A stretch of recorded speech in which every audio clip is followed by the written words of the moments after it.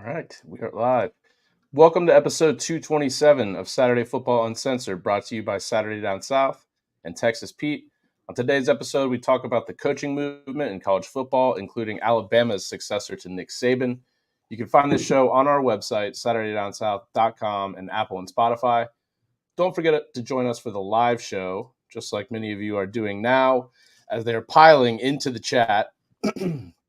8 p.m. Eastern Time on the Saturday Down South YouTube page. As always, go share the pod with your friends. And now, here's the show.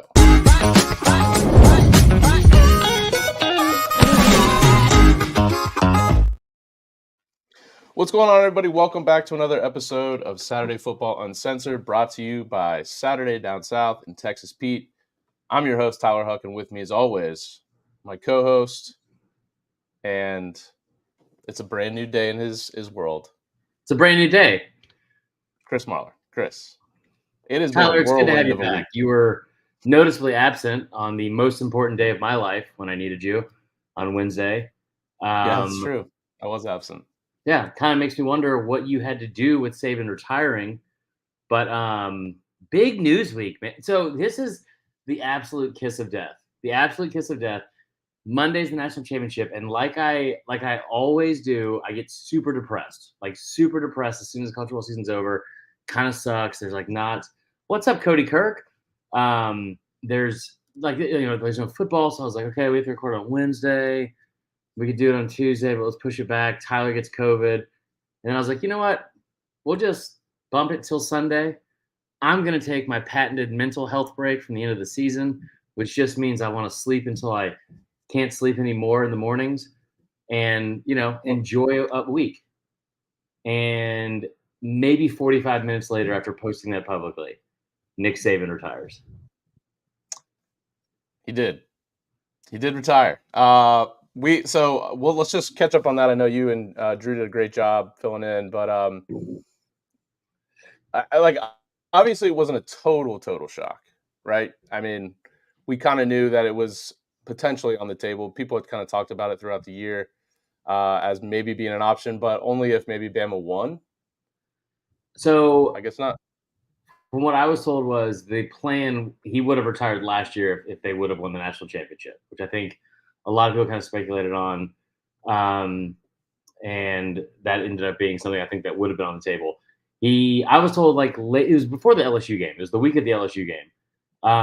That he was going to retire. And I was like, I just, to be honest, after the Georgia game, I kind of forgot about it. And I was like, maybe we're just going to run it back because of the way they lost. And then sure enough, Wednesday, It was like, by the way, it's over. But, we talked about it a lot on Wednesday. It was a great show. It was, kind of surprising, I think, just because of the timing of it. And then you talk about the stuff going around the program. Kirby Smart talked about it. A couple of the coaches talked about it, some of the players. He Drinkwitz was he was on a conference call with us this morning at 10:30, the SEC coaches conference call. Yeah, right. And he was actively trying to replace Kevin Steele as well, right? That's another thing, and we're going to get to that with the T-Rob hire, but at Georgia. But yeah, he was interviewing defensive coordinators and going over all the kind of stuff that you would do running a program. I appreciate that, beard dog.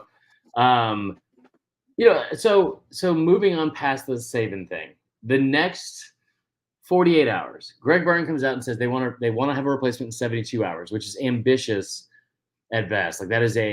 That's a very serious quick turnaround. Now, I also kept saying, I don't think that he would have ever left if he would have without a plan in place. But I just forgot how miserable it is to be in the spotlight with how social media is.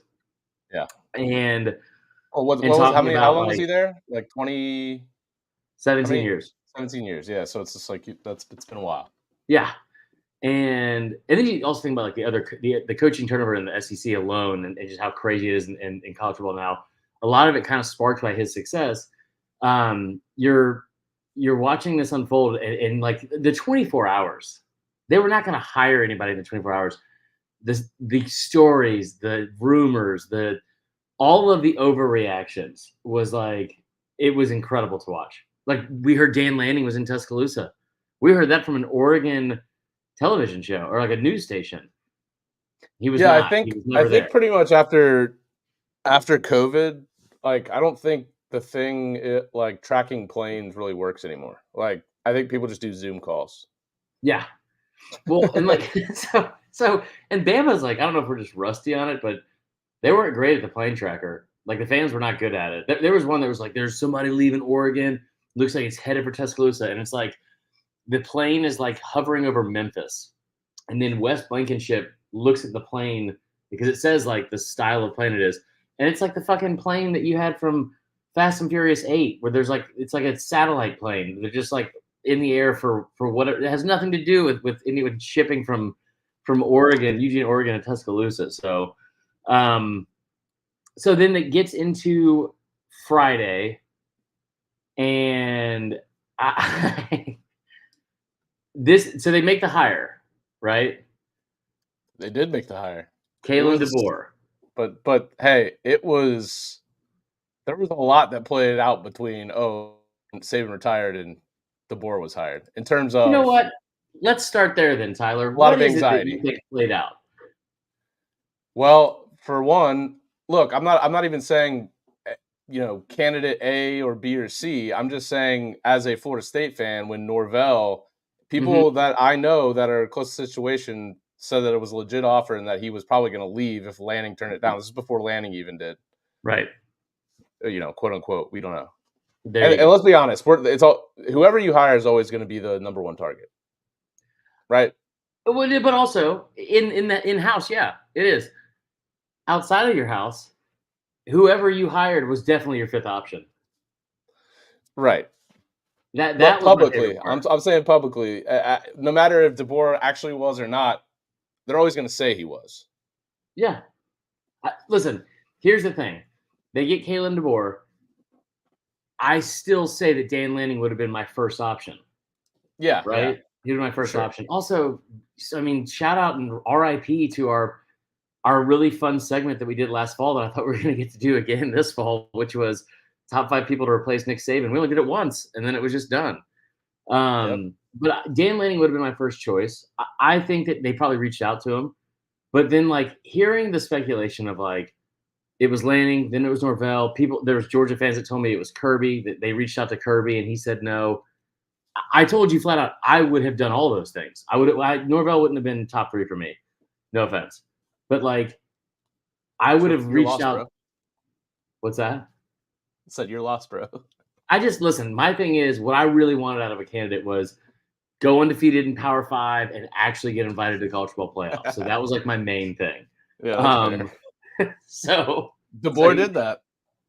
He did that, but he gets announced, and so here's the thing: we're gonna go through all of the comments from fans and the audience because it was wild to watch some of the shit that happened. Right. So did you see my tweet on the hire? No. Is it stupid? I want to know if you think that my tweet is fair or unfair. Unfair. I'll say it now. Because we're gonna go through all the.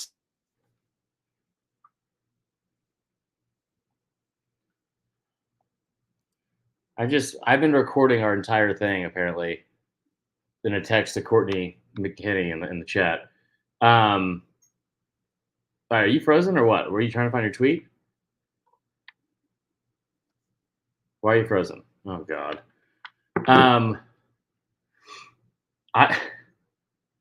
Okay, this is good radio. All right, I'll take over here. Hopefully Tyler will be back soon.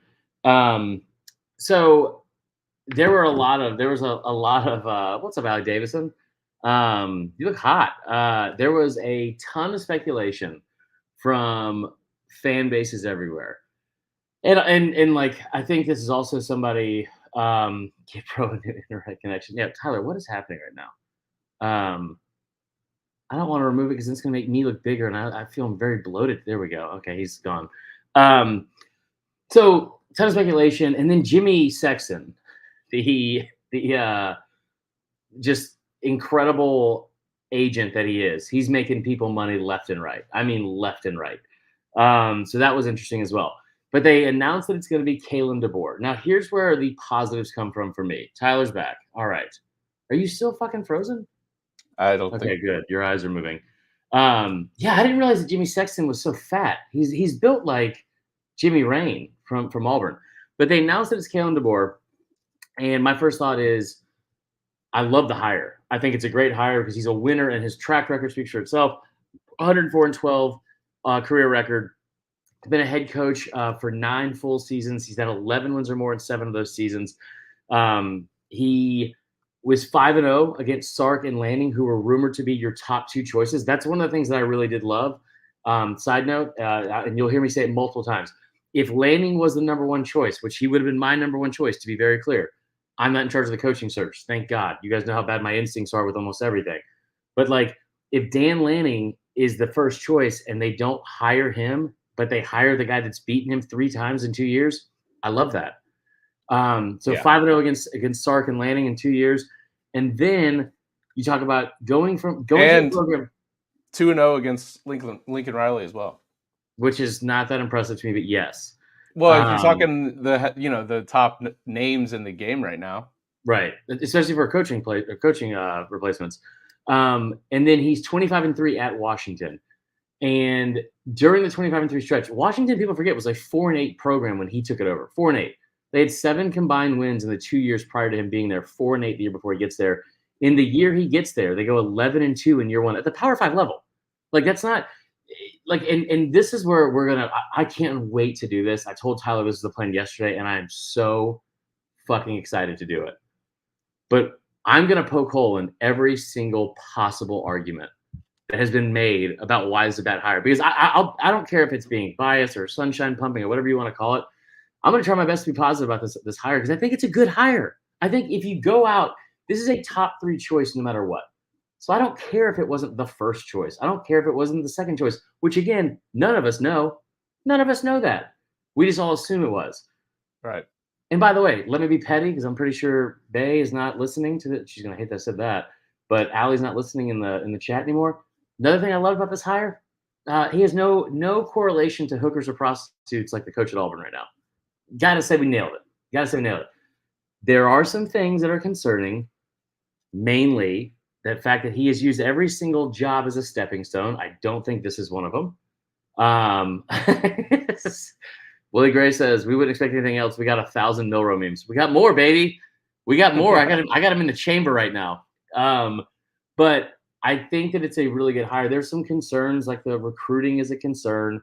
The stepping stone that he's used for. I'm going to read you my tweet now and see if you agree with this.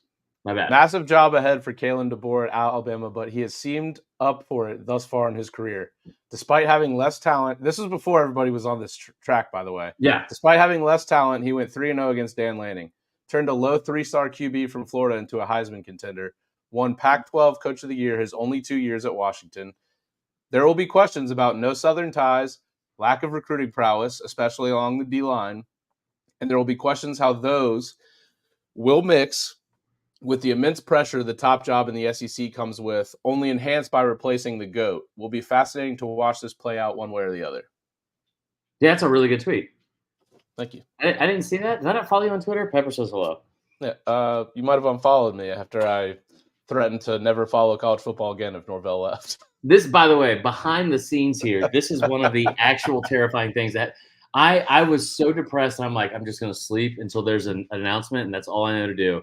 And Tyler sends me this text, and he's like, I'll tell you right now, if Mike Norvell is the new head coach, I will never watch college football again. I was like, perfect.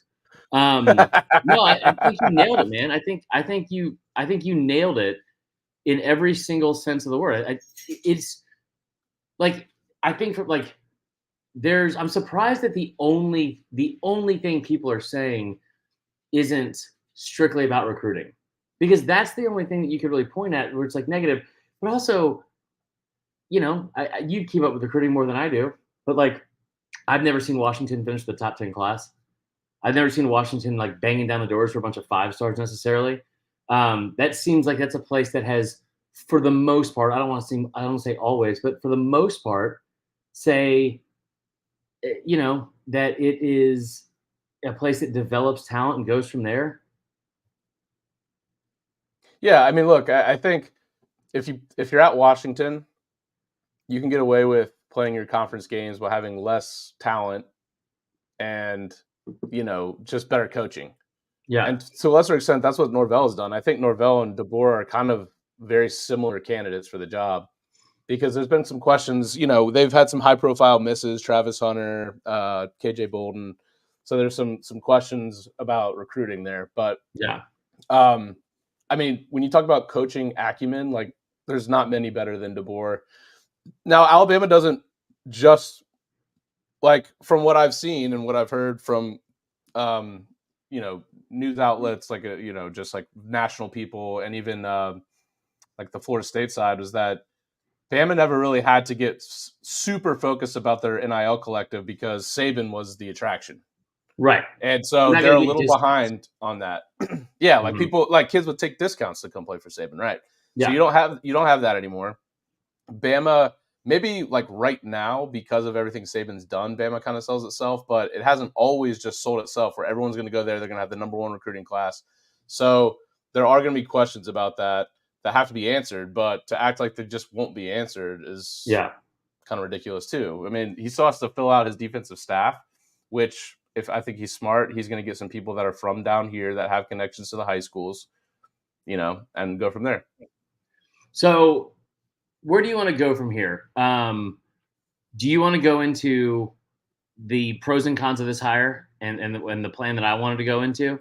Because I already see there's a comment from Will Myers says how much of DeBoer's success at Washington is directly tied to Penix and Adunze. UW looked highly pedestrian and natty when needed performed well. So here's the thing that I think I want to say learned but remembered from a coaching search now more than ever. Bama could have fucking rehired Nick Saban. They could have rehired Nick Saban. He retires on Wednesday. He could have been rehired on Thursday night. And you would have seen on social media and news outlets and whatever else from outside of Tuscaloosa, a majority of the takes be something around like, well, the world of college football has changed since he was gone. This is a terrible hire. He doesn't want to be here anymore. Like whoever they were going to hire was going to get shit on from the outside. It was going to get shit on from a lot of people on the inside that don't like the hire. We saw how fickle this fan base could be immediately after the college football playoff game against Michigan, where Milroe's getting blamed, and I had to go on a fight to the ends of the earth for this guy. So I think that getting into all of the concerns, let's start talking about those and poking a hole of them. Now, if you want to go to Twitter, I would love for you to go to Twitter. You want me to go to the tweet that you put out? Yeah. And I just want to tell you how much of a genius I am, first and foremost. Also, we had 105 people in here. We're 14 or 15 minutes in. Just want to say thank you to you guys for watching. Thank you to Evan Grimes in the super chat, everybody in the comments as well. It's been a week, man, but it's good to be able to talk about football a little bit again because the end of the season sucks. So thank you, Evan Grimes, for the super chat too. By the way, that was great. We do have access to the super chat now, so if you guys feel inclined, we do. Like the channel does. We don't know how to cash that money out. It's like, no. So, and Mitchell Spoon says, could talk about the effects of the hire both in and outside the program. I think there are so many ways to look at this that are positive, that are like, because there's so much of the negative pushback was like this low hanging dumb fruit that people just latched onto. If you want to make a case for why it's not a good hire, you go to the recruiting part of it and you go to the recruiting part of it only. Do you have the tweet? Yeah. Okay. Hello. Now talking about the recruiting part of it. Okay. Yes, I do think. And I would say for this would have been the same for any candidate, but what's up? I didn't say anything. Oh, dude, this thing is jacked up. No, I was gonna say it would have been for any candidate, but also having to come to the top job in the top conference and it's a totally different style of play than the Pac-12. And you're obviously replacing the best coach of all time, who is going to be in the building kind of overseeing things in a sense. That would have been the same for any candidate, but specifically like the style of play for the SEC, we saw when Michigan played Washington that they just couldn't keep up along the lines. So that's going to be something, even having a great O-line, the Joe Moore Award winners, that's still something that will have to be proven. Like he's proven that he's a great coach, right? Yeah. And the defense, like he's bringing Ryan Grubb, the offensive coordinator. I think that's great. The defense, though, is something you have to nail down. All right, let's get into some of the negative things that were said. So the recruiting part of it. One of the first things I saw was this is Brian Harsin 2.0. Let me tell you why that's not true. Because this is Brian Harsin was never a coach at the Power 5 level. And just because he's not from the Southeast or hasn't been here before, I'm not saying he's a slam dunk to go into kids' homes and be the best recruiter in the country or, on par with Saban or any of these other elite recruiters. I know he's not at the same level as Kirby because no one is. But, like, if you're going to tell me that he's Brian Harsin 2.0 because he's never been around the Southeast, there's like laundry lists, like just Rolodex of different examples of people that did have ties to the Southeast that were hired in SEC jobs and looked awful. Jeremy Pruitt was one of the best recruiters and defensive minds in the country for probably half a decade, maybe more. And he got hired at Tennessee, not cut out to be a head coach. Like, I surround yourself with good recruiters. The fact that one guy failed in a situation where he was destined to fail because he was put into a bullshit situation where boosters were out to get him right off the bat. Don't recreate that. Just don't recreate that. I don't think Bama will. What's the next one we could look at? Do you not have the tweet? I have it. So one that I can point out, and this was actually a criticism of Norvell when we hired him, because he's never built an FBS team of his own. His players at Fresno State and Washington were, for the most part, already in place, and he didn't stay long enough to coach a team of his very own.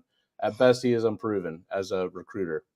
So that was said about Norvell when he came from Memphis, because he went to Memphis and not only did he get the team to play better than they had, but it was Justin Fuente's team. Like he got a job at Virginia Tech and ended up being terrible there. And before that, obviously Norvell had never been a coach. So it's like people said the same thing, like, oh, he can't build a program of his own. He just took what was already a good program and just, sustained it. And he came to Florida State in a pandemic and had to build his team over Zoom. Now he had the transfer portal, which was nice, but he figured out a way and said, what's going to be the quickest way for us to rise as fast as we can? It's not going to be through high school recruiting. And he built the team through the portal. And so he answered that question right away. And I don't know if he's going to have to build this team on the portal because they are losing a lot of players left and right. But I do know that if that is a case, and again, love the phrasing of it, right? At the very least, it's a concern. I think that's fair. Like all of this is unknown. Like again, all of this is unknown.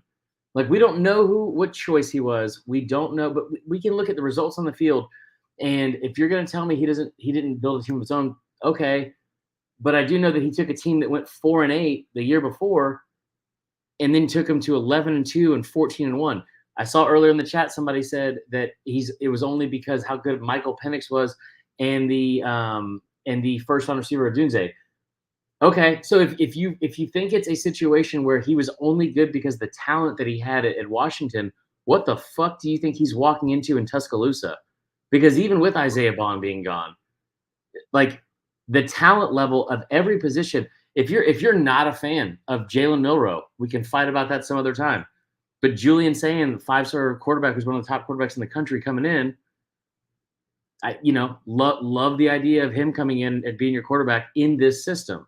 Side note, Tyler, if you think that Penix, the only reason he was good because of Penix, and there's no way that Jalen Milroe can have success in this offense, guess what I got? A graphic. I'm just throwing this out there. These are just factual numbers. Don't get upset about factual numbers. But They had roughly the same completion percentage.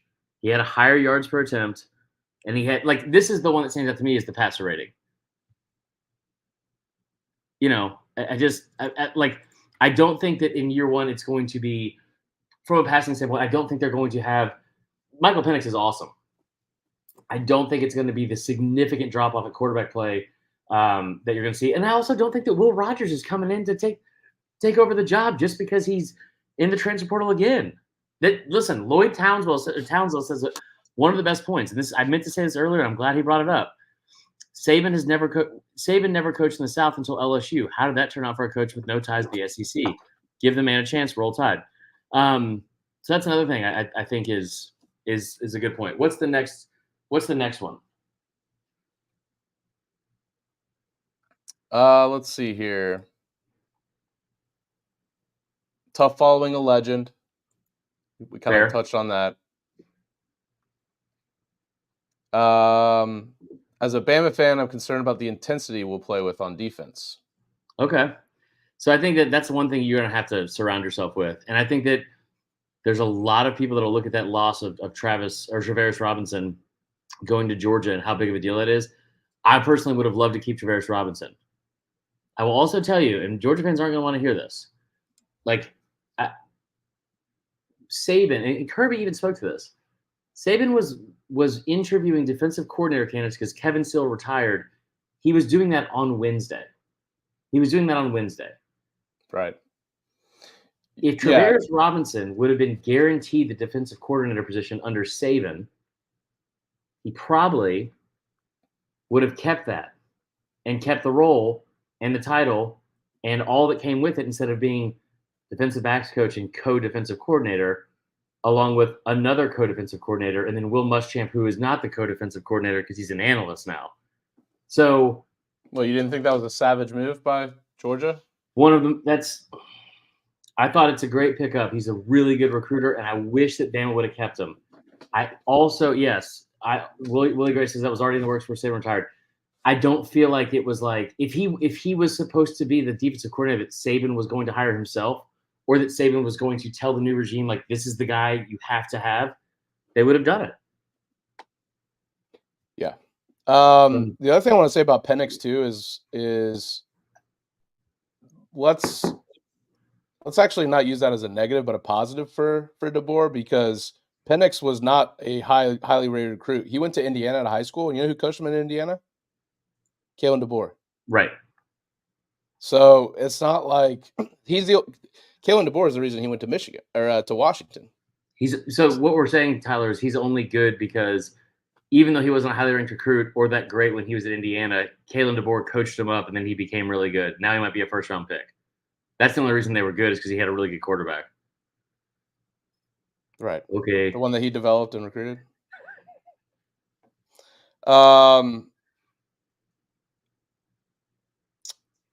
Yeah, those are the only things I could think of that you could say as his negative. I mean, maybe part of his really good record was because he was in NAIA. Yeah. And I'm glad that was the next one I wanted to go to. 67-3 in NAIA. Okay. What if we disregard all that? What if we just look at what he did the last 2 years at the Power 5 level?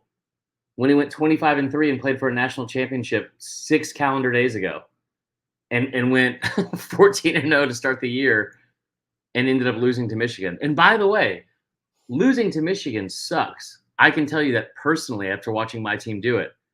This idea that them getting blown out or not looking good against Michigan when almost everyone did that against Michigan this year.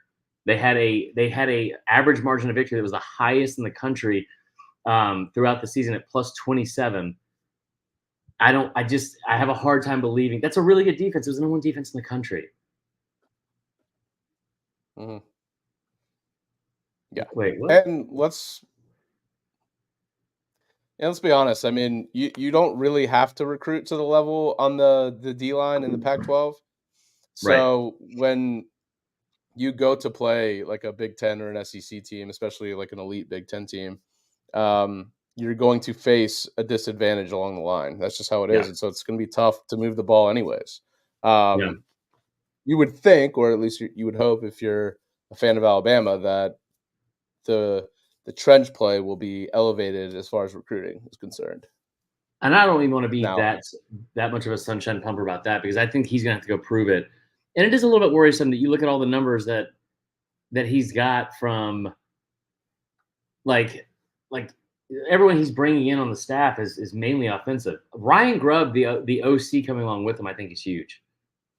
yeah, just get that continuity and know that you don't have to worry about. Because I don't know, does DeBoer call plays or was Grubbs? I'm guessing Grubbs calls plays. I think it's Grubbs just calls plays. Yeah, so if you didn't bring him along, that's another obstacle that you have to get a coach in that's going to know how to call the plays that you want and Yeah, have that continuity. I mean, that offense should be humming right away. right. I mean, you would hope so. Now, those are all the positives. I think it's a really, really good hire. We should move on because we talked about it for about 30 minutes. Let's move on to some of the aftermath that happened with it and how it affected college football. Before we do that, I want to say one more thing. If you found yourself during any of this process, deciding to speculate on the reason why Nick Saban left and having it to have anything to do with his wife having a debilitating disease like dementia or Alzheimer's. That is so fucking gross and irresponsible that it was being spread around by reputable sources. Roddy Nabolsi, or however you pronounce his name, people like, and it wasn't just that. It was I saw it on Crane & Co. I saw it in a lot of places where speculating there might be something going on close to the situation, and like that might have been why he left so early. That started almost immediately. That is nobody's fucking business. Nobody's fucking business. So move and just also to put everyone's mind at ease. Kristen posted today that was not real. Everyone in the family's in good health. So it's a weird thing. All right, this hire started a domino effect across the country. You want to start at Washington? Who they got? Yeah, I feel like they did a good job. They got Jedd Fisch from Arizona, who obviously Arizona was really good. And I saw Brett McMurphy's top, like way too early, top 25. He had Arizona 8th next year. So that could also cause, some more things like, did I see that, by the way, I might be dreaming this. Did I see Will Rogers is going to Bama now? I was just saying that that's not been announced. I don't think. Okay. Unless it's happened since we started the show. No, He's back I in thought the I saw portal, it though. yesterday or something. Yeah. Oh, he's back in the portal. Okay. Right. So then that could mean, and by the way, Jedd Fisch is a really good hire. I mean, he's been in the NFL. He's obviously done really good things at Arizona. He was at Michigan with Harbaugh, I think, at one point. I believe he has a lot of strong connections up in the Seattle area. So that if you're going to lose DeBoer, like especially like a couple days after you just lost the championship game, Yeah. I think that's a pretty good slide in there for them. I was wondering why Arizona didn't counter, and I forgot the reason why. Their budget was, they spent like $250 million more than their budget last year because they somehow miscounted $240 million that they missed. I didn't know this either. Do you know that the CFO of the university got $500,000 like to stay on and be like an analyst or a strategist or something like that? Strategist. Strategist. So I thought that was pretty wild. So I think it's a good hire. I think it's a good hire. Also, Washington fans, we are quick to like shit on other programs and not see how frustrating it is to other fan bases. That's a tough week, man. You lost the national championship game, an undefeated season, and then you lost your head coach. I think it'll be interesting to see if Fafita follows him. Yeah, me too. And they have a star receiver there too. Yeah. Okay, so elsewhere, and we got to get into all the portal stuff because a lot of decommitments, a lot of portal stuff also happened from this. Travaris Robinson goes to Georgia. I do think it's a good hire for the capacity that he was hired in. I don't know how many fucking co-defensive coordinators Georgia can get. They're like infinity stones. Muschamp's an analyst now, which is horseshit.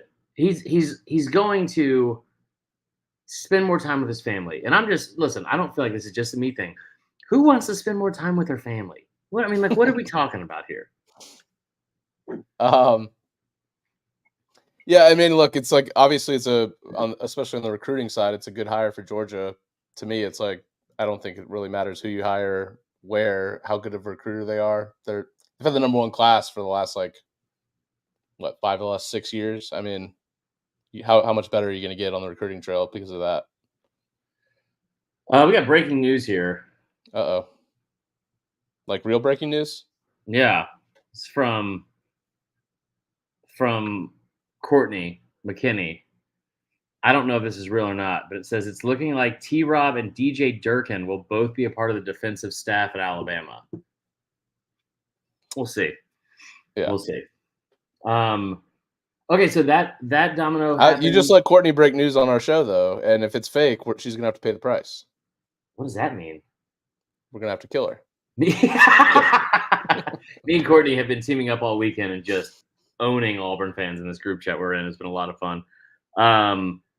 Anyway, so I do think it's a good hire. I think now the whole idea that it's like one of the most savage moves in the history of off-season moves. Quote from Graham Coffey, who we love to death. Yeah. That was a little bit extreme. Yeah. Let's see what else happened to this. We already talked about Jimmy Sexton getting everyone paid. I mean, everyone. He does it every year. I mean, the guy has got an absolute train rolling. Like what a business model. Just get and not that I would say it's easy, but get every major college coach as your agent, and then anytime a job opens up, like let's just picture this. Let's just say, okay, yeah, DeBoer actually was the number one target. He's like, yeah, all right, here you go.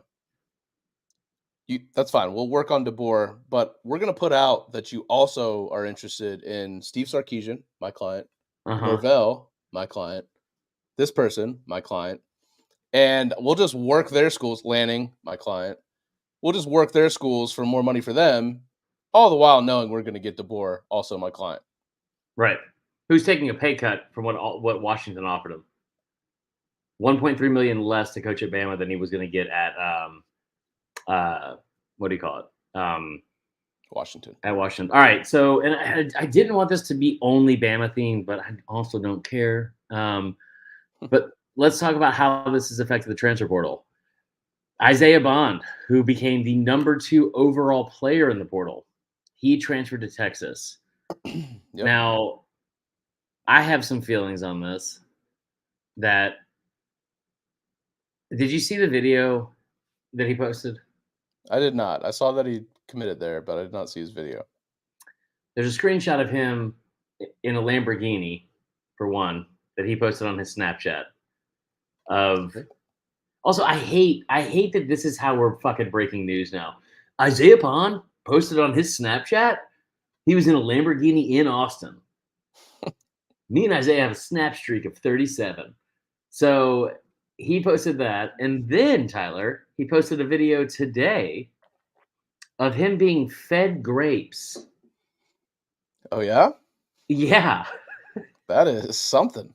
That is absolutely something. How do you put video or like tweets in the actual chat? I mean, I would just post it as a comment there, post the link to it. Okay. But yeah, he posted a video of him getting fed grapes, which was absolutely wild. Absolutely wild. Probably some poor, like, assistant training manager that was like, please, I just wanted to wrap your ankle. Right. This is so weird. Thought that was icky. I'll say that. Obviously a nice pickup for Texas. I mean, huge. How about Ohio State? Yeah. We haven't talked about that since the last time. Quinshon Judkins. They got, not only did they get him, but they got a lot of players to come back. Yeah. They have Will Howard now at quarterback. Travion Henderson, who everyone thought, well, if they're getting Judkins, then he must be going to the NFL. Right. He decides to come back. Emeka Ibuka, everyone's favorite potato salad, back on the roster. So, dude, it's Ohio State. Ibuka. I said the three O teams: Oregon, Ole Miss, Ohio State are all in on 2024. Oregon got Evan Stewart. Yeah. I mean, I think that it is interesting to know that this is the day and age of what we're going to be living in now, because Amari Niblack, also a guy that entered the portal for Bama, the tight end. Now, to be clear, going back to Bond for a second, no part of me is mad at Isaiah Bond. This is the nature of it. If I was in college and you offered me $2,000 to transfer, I probably would have done it. If you're offering me a Lamborghini, what's the line from that that Snoop Dogg and Dr. Dre song? Got bitches in the living room getting it on over here, feeding them grapes. Like, what are we talking about? They ain't leaving till 6 a.m. Yeah. Like, that's incredible. Arch Manning leaving Texas. I don't think he's leaving Texas unless that was also just announced. It has been crazy to see that, Herman Brown makes a really good point. Y'all see any tweaking done to the portal to fix it because it's getting out of control. It is getting out of control. It is getting out of control. And I'll tell you this too, Tyler. I don't do this a lot on the show. I love being right. One place I was definitely wrong, I defended it till I was blue in the face, which is that Saban wasn't leaving because of NIL. And it turns out he absolutely was. He was tired of it. Mitzi Martin says 4 TDs all season for Bond. He's not worth a car of grapes, a car or grapes to feed him. I will say this. Isaiah Bond, huge fan of the show. I'm sure he's watching right now while he's getting his calf massaged at an Asian parlor in Austin. I will say this. That man was part of 2 of the biggest moments of this season, and this was one of the most fun seasons I have ever been a part of watching Alabama football. 4th and 31. I'll remember it forever. It was awesome. And I was standing right there and then letting out all these guttural noises. And then the play against Georgia as well. You broke 2 of our rivals' biggest hearts, or 2 of our biggest rivals' hearts. And I think that was awesome. Best of luck at Texas. This also kind of goes back, Tyler, to what we talked about before, which is those teams, those like dormant blue bloods that now have NIL money, like Texas. Miami got, what's his name? Cam Ward, yeah. Like they're going to start making a comeback because they're going to be hungry and wanting success. The Cam Ward thing is weird because he declared for the draft. Yeah, but he never hired an agent, so he still had the opportunity to go back on that, I guess. Let me ask you a question, and you might not even know, but like a lot of these kids have agents in college now for their NIL stuff. Is that different than a draft agent? I think so. It's got to be. Yeah. I mean, dude, I'm hoping Saban, after a couple years hanging around the program, making sure it's, operating at its efficiency that it should be, somehow moves into a role where he helps out all of college football, because somebody's got to do something. It's just it's a crazy game right now. All the coaches, I'm telling you right now, like we're gonna lose, and it happened with Saban, but there's gonna be some major coach in college over the next year that is just gonna say, you know what, I'm going to the NFL. I can't do it anymore. Right. It's gonna shock everybody. Like, I don't know if it'll be Kirby, somebody.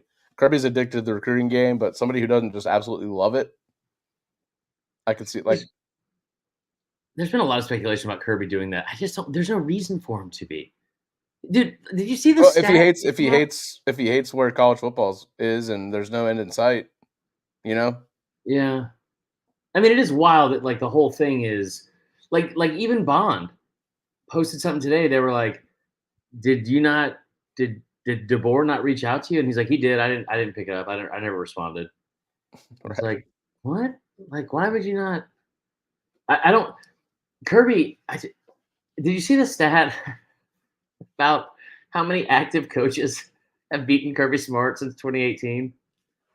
None. 0. Yeah. that's fucking stupid. Like that's just ridiculous. Very dumb. All right. We've been doing this for about 45 minutes. And I know I've talked y'all's ear off about Bama. Big news. Look, that's the big news right now. I mean, other than that, the late signing period is kind of Like, what happened to like there being a deadline on the transfer portal? I feel like shit's going on. Florida State's becoming like Bama South. Yeah, I got Rodale Williams, didn't you? Roydell Williams, Malik Benson, Terrence Ferguson, Earl Little. I mean, Maybe have we'll get fun Amari with Niblack. Malik Benson. The Malik Benson Yeah. thing is wild to me because it's like I thought he was going to be huge this year. They just didn't. I don't know if they use him properly or what. Yeah. But yeah, I mean, it is. It's wild. Like the last thing I'll say on it is, Bama just lost. They lost Ryan Williams, who decommitted, who's the 5-star that like you got to hold on to. You got to get that kid. Ryan Williams would be the 5th highest ranked recruit in Bama history, which I did not know. Wow. Like that's a huge thing. The other one is that I don't know how to say this kid's name. What's his name? Like fucking Rufus French or something? No, Rufus French played for Ole Miss in like the 90s. Who's the guy that you tweeted about? Oh yeah, Jamie French. Yeah, with 2 F's, which is the fucking worst. We didn't want him anyways. He's got a terrible last name. I love like message boards and Twitter after like you lose a commit. The guy sucks anyways. He's like you see that one game against. He's just not our kind of receiver. One of my least favorite things. We should got to get message board geniuses back on here. I think we had them on before the season.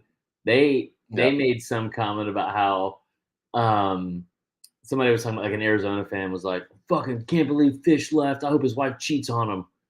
It's like that's wild. That's all right, well, let's close it out or whatever you want to talk about. No, let's close it out. Appreciate you guys stopping in the chat. It was a great night for the chat. Jeez. Appreciate all the live listeners. Like we said, we do it every Sunday night, 8 p.m. Eastern time. Go rate us 5 stars on Apple and Spotify. We really appreciate that. It's been a really, really good season for us as far as growth of the show.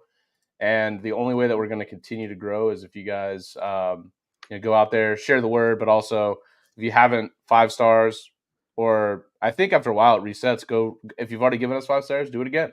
Let's get this thing to the moon. We'll take down all the other college football podcasts. In blood. And don't forget to check us out on socials. At Sat Down South on Twitter, at Saturday Down South on Instagram and TikTok, and of course the YouTube Saturday Down South. Real quick, moving forward for the schedule, I think we should just do Wednesday, Sunday still until the Super Bowl. Okay. So there you go. Sounds good. Yeah. Whether you want to or not, bitch. All right. For Chris, I'm Tyler. We'll see you guys next week.